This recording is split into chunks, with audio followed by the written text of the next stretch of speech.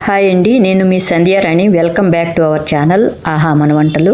సొరకాయ, క్యారెట్ తురుము, పచ్చి బఠానీల పేస్ట్తో జొన్న గారెలు హెల్దీగా టేస్టీగా ఎలా తయారు చేసుకోవాలో చూద్దాం.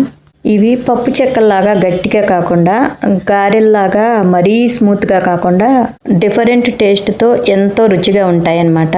ఒకసారి మీరు కూడా ట్రై చేసి చూడండి. క్యారెట్, సొరకాయ ఇష్టపడని పిల్లలకి ఇలా స్నాక్ లాగా తయారు చేసి పెట్టండి, ఎంతో ఇష్టంగా తింటారు. ఈ గారెల కోసం కొద్దిగా అల్లం, 10-12 వెల్లుల్లి రెబ్బలు, 2-3 క్యారెట్లు, 1 కప్పు పచ్చి బఠానీలు, తర్వాత 300 గ్రామ్స్ వరకు సొరకాయ ముక్కను తీసుకున్నాను. ఇప్పుడు మిక్సీ జార్లోకి బఠానీలు, అల్లం, వెల్లుల్లి, తర్వాత పచ్చిమిర్చి కూడా వేసుకొని 1 గుప్పెడు కరివేపాకు, కొద్దిగా సాల్ట్ వేసి నున్నగా గ్రైండ్ చేసుకోవాలి. సొరకాయ, క్యారెట్ని తురుముకోవాలి. కొంచెం ముదురుగా ఉందన్నమాట, అందుకని లోపల గింజలు తర్వాత చెక్కు తీసేసాను. ఇలాగే క్యారెట్స్ని కూడా తురుముకోవాలి. ఇప్పుడు సొరకాయ తురుము, క్యారెట్ తురుము రెండింటిని ఒక బౌల్లోకి వేసుకొని చిల్లీ ఫ్లేక్స్, సాల్ట్, ధనియాల పొడి, కలోంజీ సీడ్స్, మళ్ళీ కొంచెం జీలకర్ర కూడా వేసుకొని బాగా కలుపుకోవాలి. సాల్ట్ కూడా వేసాం కదండి, కలుపుతూ ఉంటే క్యారెట్ తర్వాత సొరకాయలో ఉన్న వాటర్ అంతా బయటకు వచ్చేస్తుంది.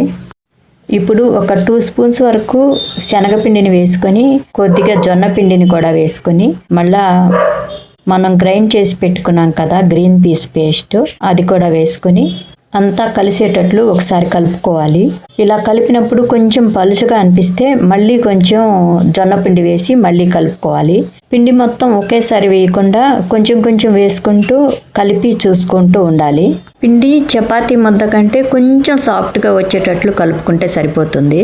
కొద్దిగా కొత్తిమీర తరుగును కూడా వేస్తున్నాను, మీ దగ్గర ఉంటే వేసుకోవచ్చు, లేదంటే అవసరం లేదు. కొద్దిగా టర్మరిక్ పౌడర్ కూడా వేస్తున్నాను.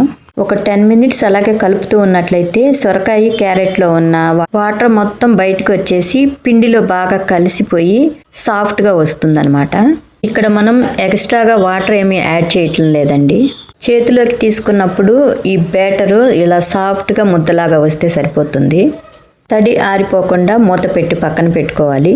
ఇప్పుడు బటర్ పేపర్ కానీ లేదంటే ఏదన్నా పాలిథిన్ పేపర్ కానీ వేసుకొని దానిపైన ఆయిల్ అప్లై చేసి ఈ ఉండలను కొంచెం రౌండ్గా చేసి ప్రెస్ చేసుకున్నట్లయితే పలుచుగా వస్తాయి. మధ్యలో ఒక హోల్ పెట్టుకున్నట్లయితే మనం వేయించుకునేటప్పుడు మిడిల్లో కూడా చక్కగా వేగి టేస్ట్గా ఉంటాయన్నమాట. ఇలాగే పిండి మొత్తాన్ని మనకి కావాల్సిన సైజులో చిన్న చిన్న ఉండలుగా చేసుకొని ప్రెస్ చేసి మధ్యలో హోల్ పెట్టుకుని ఇంకా అన్నీ రెడీ చేసుకున్న తర్వాత మనం ఆయిల్లో ఫ్రై చేసుకోవటమే.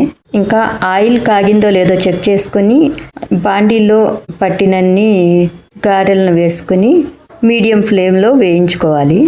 ఈ గారెలని ఆయిల్లో వేసిన వెమ్మటే కదిలించకుండా కొంచెం వేగాక మళ్ళీ టర్న్ చేసుకొని రెండో వైపు కూడా వేయించుకోవాలి.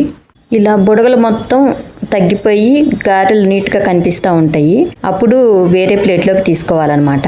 గారెలని ఆయిల్లో వేసే ప్రతిసారి ఆయిల్ వేడిగా ఉందేమో చెక్ చేసుకుంటూ ఉండాలి, లేదంటే ఆయిల్ పీల్చేస్తాయి అన్నమాట. కొంచెం కాగిన తర్వాతే వేయాలి. మన టేస్టీ హెల్దీ సొరకాయ జొన్న గారెలు రెడీ అయిపోయాయండి. మరొక మంచి రెసిపీతో మళ్ళీ కలుద్దాం. Thank you for watching.